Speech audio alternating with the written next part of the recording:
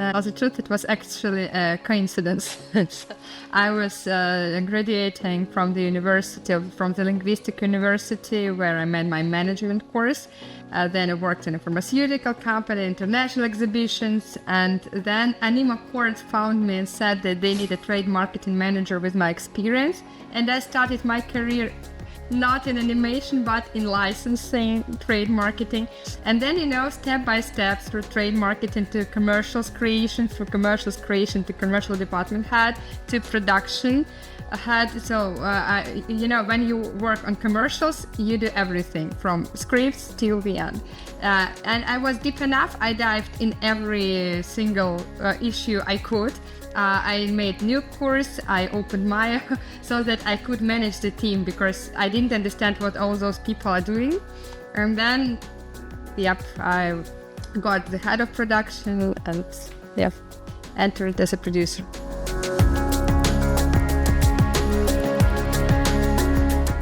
I think be curious. First of all, never be afraid to ask any questions. Be brave. Because if you think someone else will decide someone else will take responsibility, it's difficult to get into the field of professionals, because the competition is tough, and producers prefer people who take responsibility and ask questions.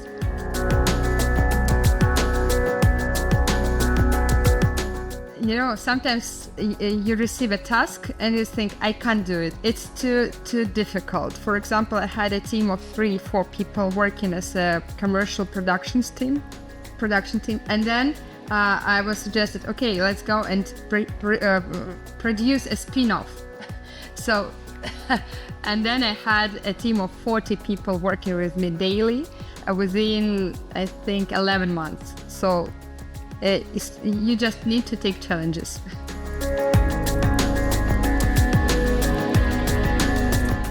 Maybe patience.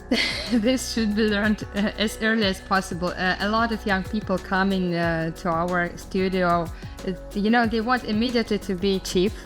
They want immediately to be promoted, but they need to prove themselves. No matter how brilliant they are, they need to prove that they are stable, they are reliable, they can follow, because the project is when a lot of creatives work jointly on something directed by one person, and sometimes we have different opinions, but we have to follow. So it's also important to be able to join and share the project as a team and move in the direction given.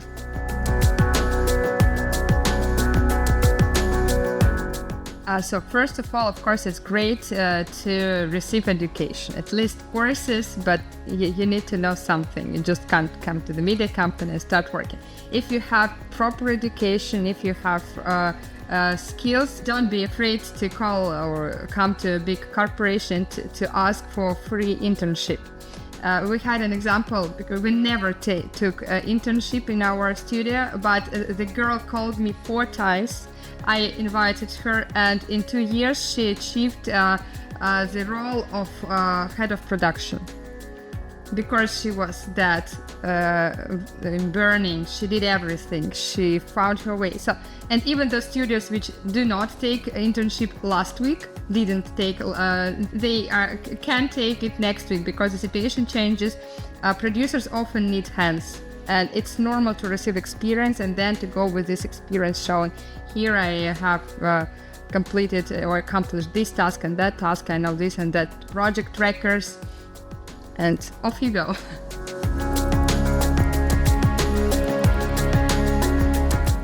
I believe it is. Just being talented is not enough when it comes to big productions. Now AI opened us a new era when really a team of 3-4 people can produce their own content. We can discuss about the quality, the limitations, etc., but actually you really can express yourself using some AI tools. But if you work seriously, if you want to work on some project which is art, not just entertainment, then you need to work in huge groups.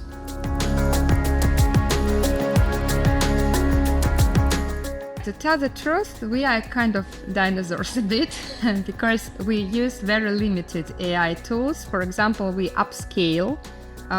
We can render now in a lower resolution and upscale to 8K or something like that.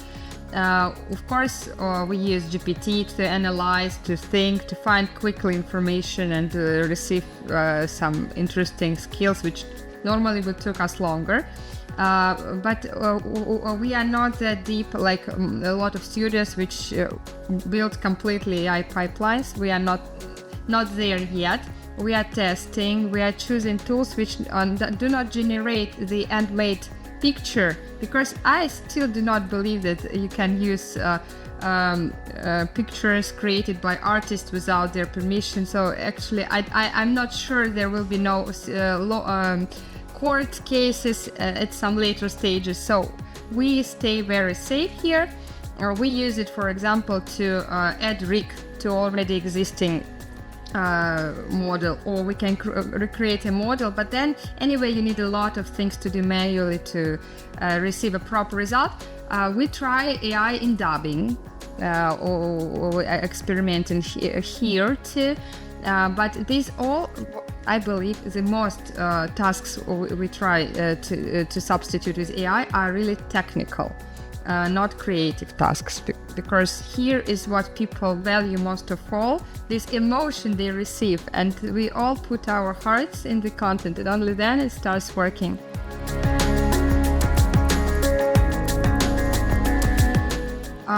It's a very difficult question, because even among us, producers, we constantly discuss it at Annecy Festival. All producers from the world were discussing this subject in all negotiations rooms. And of course, I would like to believe that this era will pass, because using AI, we mostly receive very limited content. It's all looks the same, no sparkles. Sometimes people manage to achieve, but it's good to illustrate lessons at school. It's good to illustrate rules of behavior, of conduct. But speaking about art, again, I don't think that it's worth watching. I'm not ready to watch the whole movie made by AI, because it's boring for me now. Of course, the technology develops, and here I'm a bit afraid, so that when just imagine millions of people start watching AI projects, really handmade projects do not receive investment. We lose the market of professionals, and in 5 years we understand that we do not like AI. We want something handmade, and then we try to find professionals which already switch jobs, etc., etc. So the perspective is not that brilliant. I hope it will not happen, but a certain slowdown in jobs or even a short, even slight fall in the number of people hired is likely to happen.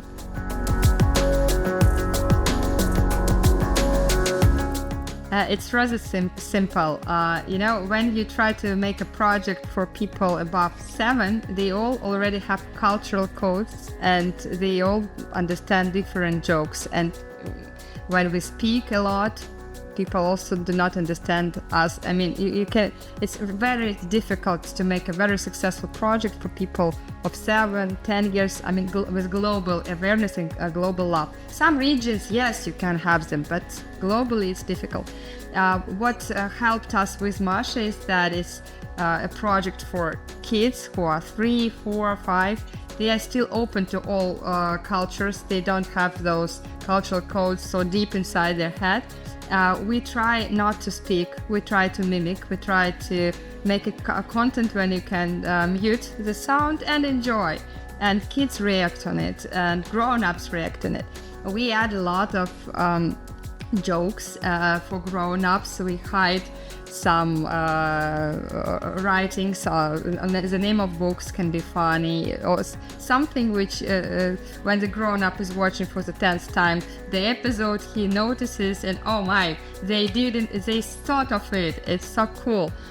We have details. We are very focused on those details, because we believe it's better to have 10 episodes but detailed and interesting than to have 100 without deep thinking or without deep story. And we try to surprise. So if AI writes a script, you can predict. Even if 70% of script writers write a script, they do it using some certain composition. And we try to trick. We try to find to turn the story this way.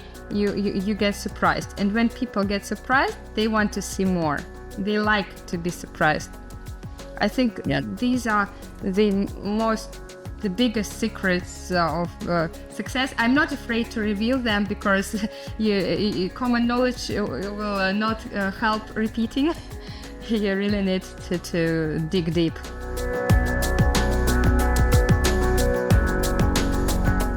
First of all, I have 3 kids of my own, and they are of different ages. I constantly have at home the situations which make me laugh, and I want to share. My colleagues also have kids. We constantly discuss what happened, and we think of these lives. So the stories from life, they are the most interesting one.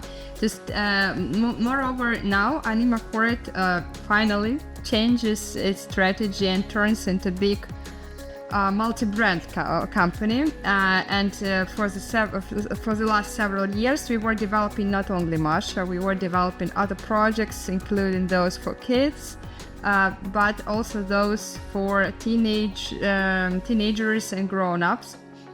I believe maybe it helped the team to go through when, of course, you repeat 100 episodes, but as I said, they all are different, and I see how people like working on episodes which are complicated and are challenging professionally.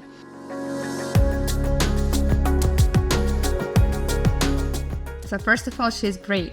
She trains the bear. Of course, I believe the best quality Masha possesses is openness. She's always open to something new to come. She never says it's not interesting, I will not get involved. She gets involved, and she goes deep. She's ready for adventures. She's ready to read, to study, to run, to jump, everything. And she's brave. So if you possess those 2 qualities, it's good, but not enough. Then on top we add responsibility, and here you go. You're a good professional, and you will be hunted for.